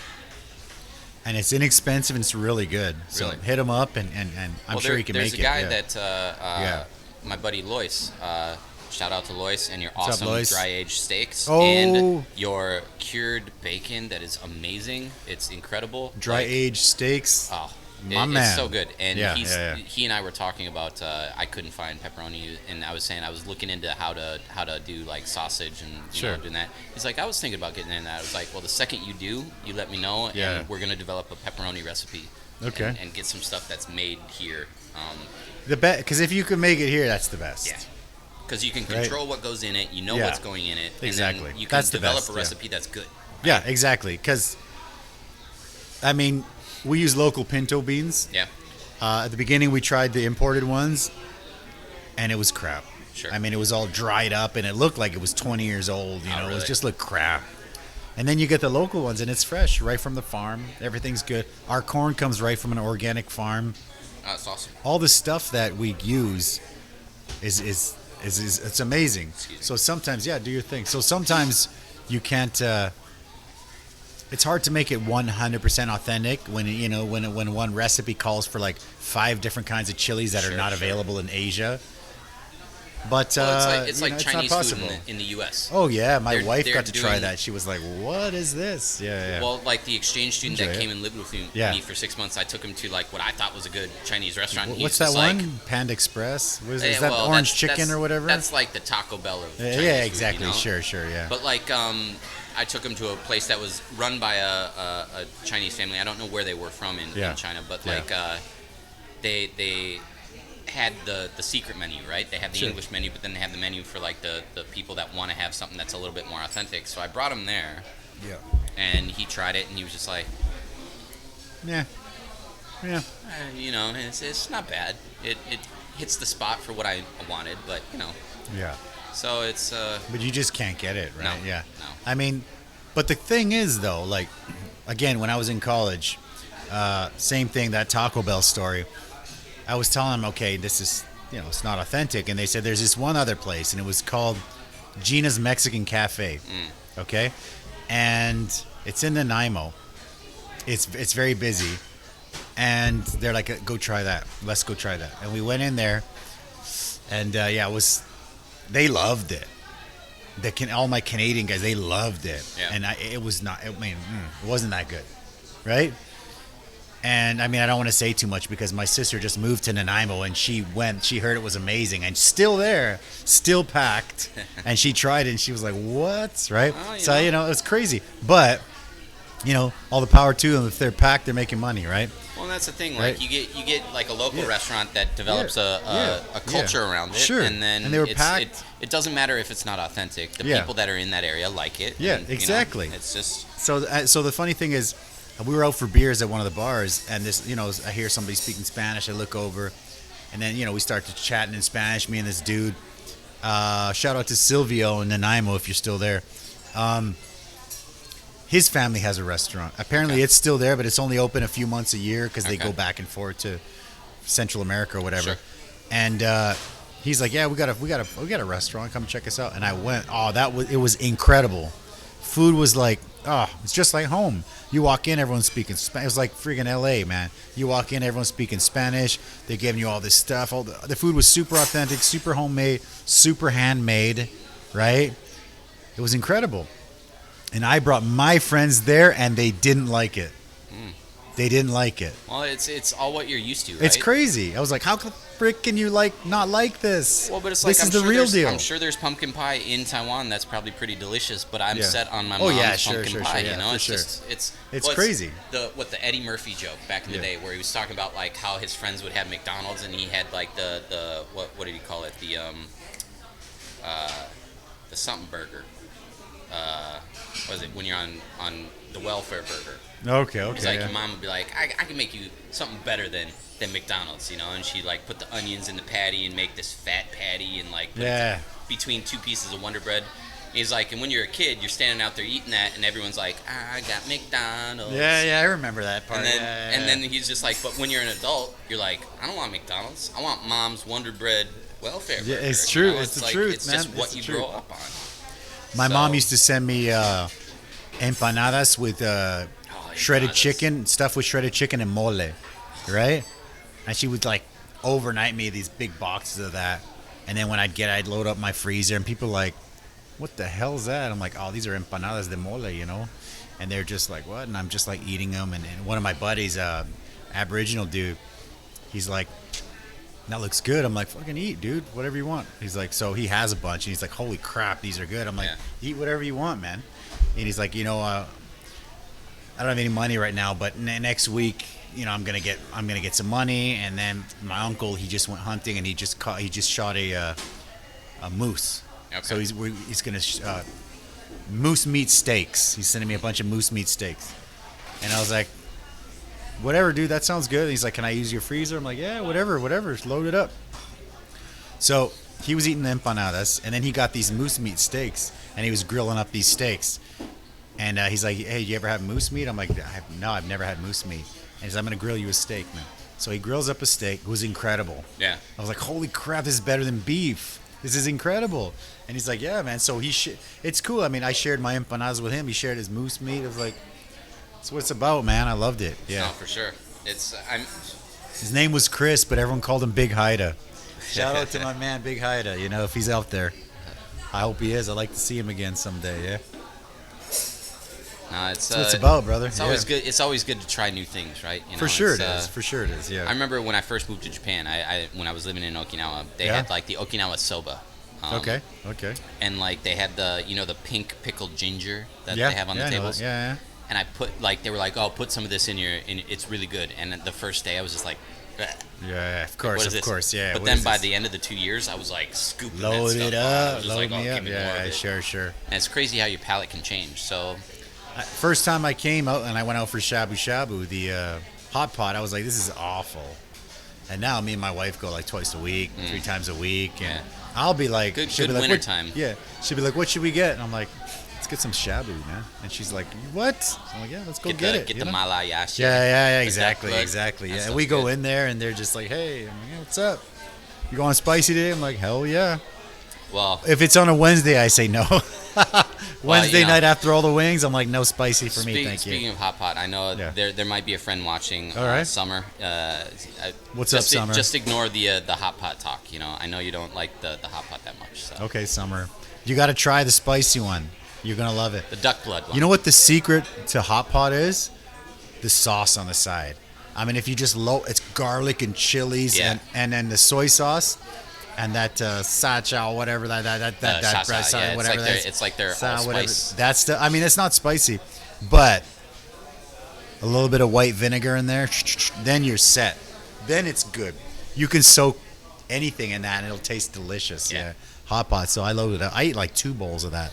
I finished my bowl. I'm like, yeah, can I get one more bowl? And they're just like, what? I'm like, hell yeah. You know, in Japan they have something called nabe, which is basically the same sort of thing, only you're not dipping stuff in, you just make the dish and then you boil it, and it's in a ceramic pot. Maybe I should look into like making some of those ceramic pots. You know? Sounds. Yes. Another there you avenue go. In, there you right? go. There you go. Get the podcast rolling first. Let's grab another one. You on the stick now or what? I'm on the drumstick. You're on it, brother. All right. Whatever you want. So this one I made today, I believe. What is this one? Is this the ghost? This is made with ghosts. Yeah. Uh-oh.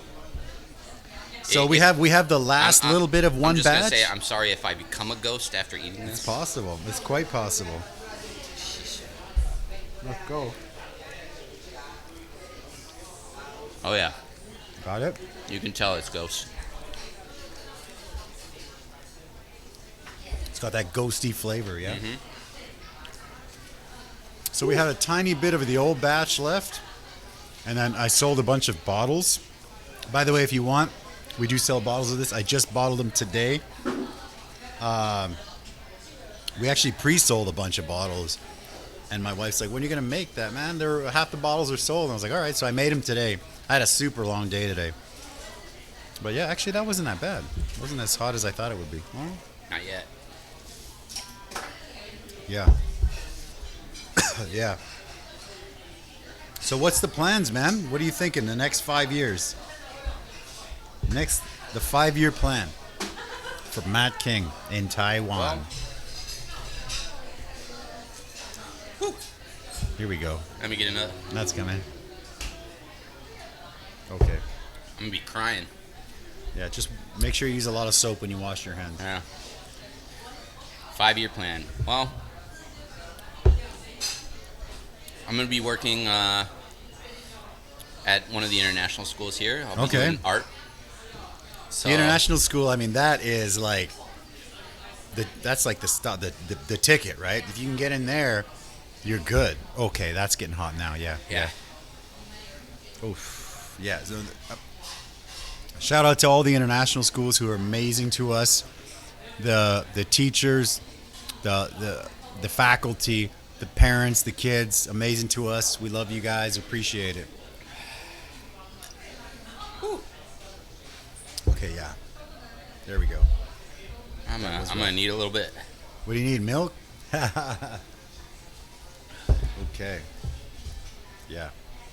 I put some under my tongue by accident. That's not helping. Oh, I am on fire. Remember that game, NBA Jam? He's on fire. I had that on there. I got that, yeah. I got that game. That's a great game, man. Still can't believe I lost at Street Fighter, though. I had some cheap moves in there. There you go, there you go. Oh, wow. These mugs, man, right? Look at how great they look. I love those. Beautiful. Beautiful mugs. So the 5-year plan, I'm not ready for it yet. Take your time. I might need 5 years to answer that. There you go. That's possible. It's possible. No, Damn, that is hot. I would say I'd like to see the community grow up at the studio. If you did a podcast, it would help a lot. Because people, when we do our podcast live here, I mean, we're chatting, so you probably don't notice, but the lights, the big lights, they attract people. They're like, what the heck is going on? They're like, what is this, right? Big lights, people are like, what do you... Even our long-term customers are like, what's going on here? Oh, we do a podcast every Wednesday. And they're just like, mind blown. That's awesome, right?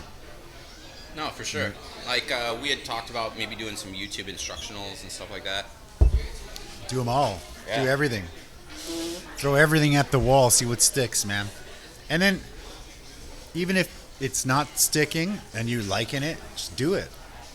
Because there's always someone somewhere that's looking for it. Always. Sorry, that sugar helps. It does? Okay. No, I might get another horchata for sure, yeah. Oh, yeah, that one was spicy. Oh. Now that last one scares me. The last one is spicier than the ghost, for sure. Oh, jeez. The last one is by a friend of mine who's got a little hot sauce biz. It's called Flavor of the World, and those are his suicide wings made with Trinidad scorpion peppers. They are rough. They are rough. I'm not going to lie. I might be able to survive tonight, but tomorrow, Yeah. we'll see. Yeah. Actually, he's the guy that, whenever I'm sampling, when I'm making hot sauces, when you have to keep tasting, eventually your stomach's like, it starts to be like, okay, I'm done with the hot sauce, right? And I was telling him, he's got even more hot sauces than I do. Can we get 2 more horchatas? Yeah.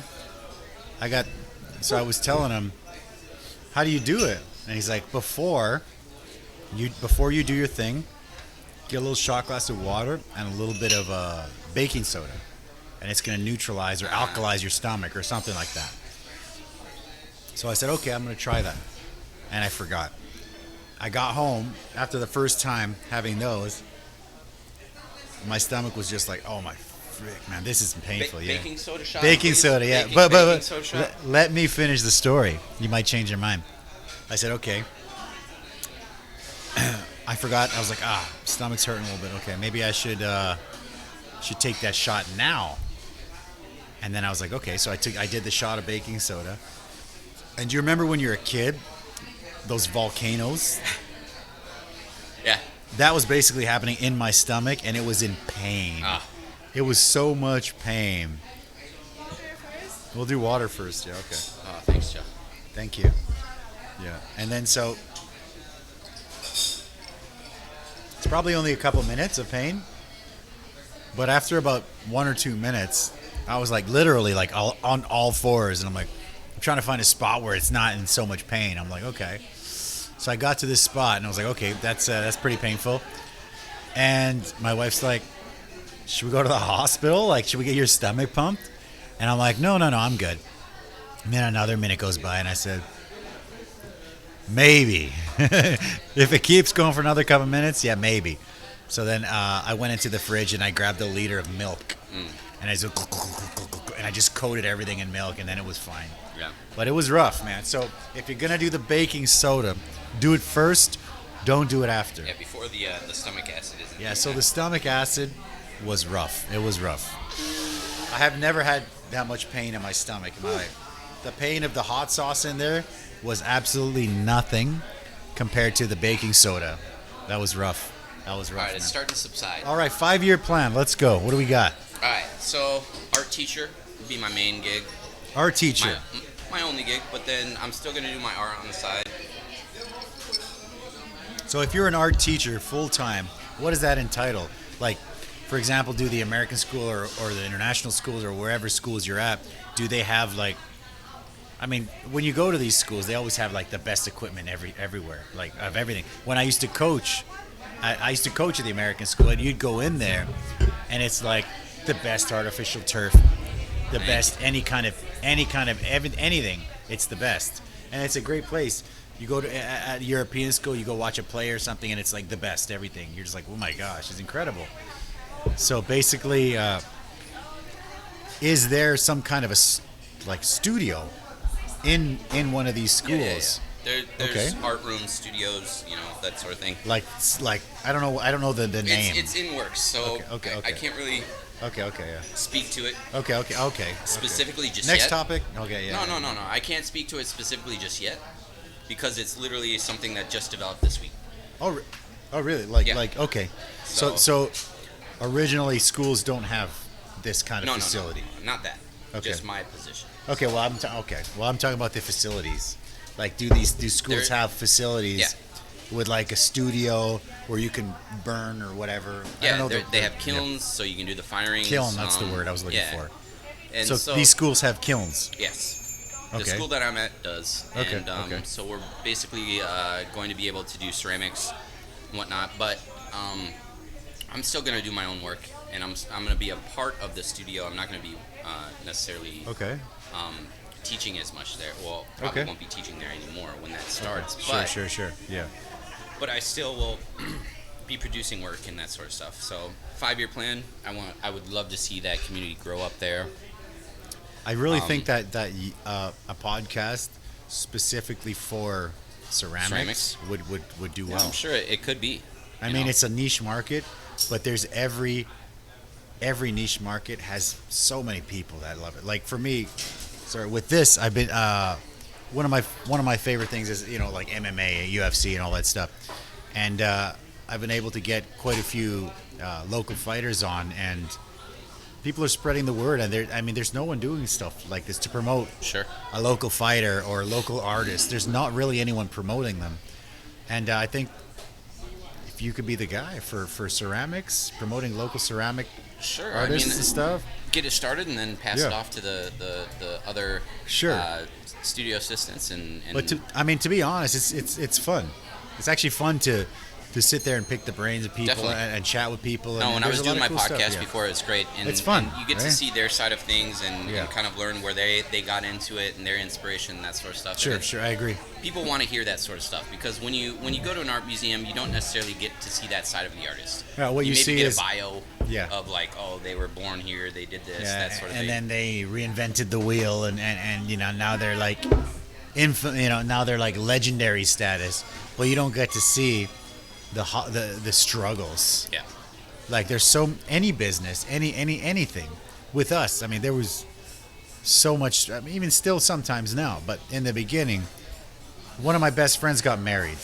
My best friend, probably in the world, got married, and I couldn't go because I had no money. And I was a business owner. I was an entrepreneur and self-made man. I had no money. I couldn't go. There's so many struggles that you don't know about. Sure. Until you go through it. And it's like life-changing. But it's not just me. The whole world. You talk to ceramic artists and probably the most famous artists in the world, they all had struggles. Sure. Everyone had struggles. Well, and the thing is that the studio's brand new, right? Well, not brand new, but it's 3.5 years old. So that's still fairly new. And David's great, like our founding director. He's really great. He's got a great vision for what he wants with the community. Yeah. He's got a really good business sense about him because he's an architect originally, and he's been working for an architectural firm here in Taiwan for 30-some years or so. Okay. And so he's bringing the business sense with him to the studio. That's a big part. Well, in art school, I've been to art school several times, right? And they do have some sort of, business sort of topic but they don't go into details. Not much, yeah, sure. And so it's been really great because he kind of breaks things down and he says, okay, we need to figure out this way and this way, and we need to do this and that. And then it's really great to learn from someone that has that sort of experience. All right, switch it up. Yeah. And so it's basically, you know, you hear that experience and he offers that, and it basically is something that. Keep going, man. Did the battery die? Yeah, that's all right. We're good. Keep going. Yeah. But basically, you get to hear a lot from their side of things, and it helps you learn in how you're going to develop yourself as an artist. Because the thing is when you're an artist, the second that you graduate school, you're employed whether or not you're making money. That's the way that you should look at it. Is that as an artist, your job is to go out there and make work and sell it and make a living off of it. Well, if you're not making any money, you still have a job technically, right? As an artist. Sure. Okay. So you need to learn some sort of a business side of things in order to make yourself marketable, in order to make your work marketable. Yeah. And you know, no one who's like, you know, the altruistic artist is just like, no, it's like that's selling out. It's like, well, but you need to make a living, right? No, that's exactly, yeah. So it's I would say next 5 years, you know, to kind of tie that up, it's just I would like to see that studio thrive, you know, and grow. And there may be, you know, we might need to change property or something like that, but who knows what the cards hold. But at the same time, I want the community to grow stronger. Okay. And I would like to encourage people to come up and check it out and take a class or even just come up for a visit because, you know, we can't survive without the community. So if we can build the community and make it stronger, then it's going to be a more successful venture for us, and it's going to be a good venture for the people who are experiencing it as well. Just on that topic, that's any business. Sure. Like a lot of people are like, what do you do karaoke? Why are you doing karaoke? Why are you showing the fights? Why don't you just watch them at home? Why are you doing a podcast? Because if you can build community, if you can at least try, it means a lot to the people that are in the community, because there's a lot of people doing cool stuff, but if everybody's kind of on their island doing their own thing, they're cut off. Nothing grows. You know, like nobody's improving if they're holding their cards like this. Nobody wants to help anybody. Then it's sad. First of all, it sucks because I can't learn from you. You can't learn from me. But if everybody helps each other, I mean, it's great. I mean, the next door there's a restaurant. They're shutting down. You know, when they were just setting up, they were coming in asking questions about beer and stuff, and we're like, yeah, here, whatever, if you need distributors, whatever. Yeah. And at the end of the day, they want to do a bar. Okay, cool. At the end of the day, they ended up with one tap, and it's Belgian wheat beer. Yeah. And I'm like, all you had to do was ask me. If you're only going to have one tap, it's got to be a lager or a pale ale. Cheap lager is the best selling lager. General. Yeah, cheap lager, or in this area, a cheap pale ale. It has to be one or the other. You're gonna have one tap and do a Belgian wheat beer. That's tough sell because it's tough because that's this. When we have a wheat on one of our 7 taps, it's the slowest seller by far. All I had to do was ask and be like, I'm thinking about putting a wheat beer on for my only tap. No, get this lager on. Sure. Even Taiwan beer 18 day, that's great. Yeah, it's good stuff. People like it, you know. No, definitely. It's crazy stuff, man. Are we ready? You drumming? Or what are we doing? I'm winging, I think. Oh, winging it. Okay. I'm winging it. Wing it. All right, brother. All right. So, congratulations. Well, I'll congratulate you in a minute. So I'm drumsticking it. I'm going to give you a little extra sauce there, brother. Yeah. Cheers, man. Yeah. Oh, you lost the sauce. I got some. Oh, you got some. I got some on there. This is it. Flavor of the world. Suicide Mom, wing. If I don't return home, you'll know why. Oh, God.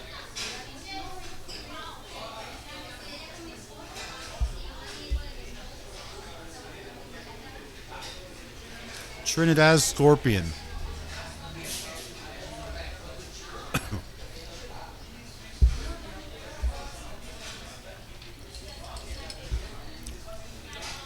I tried to just chew through that as quick as I could, but I can already tell. Yeah.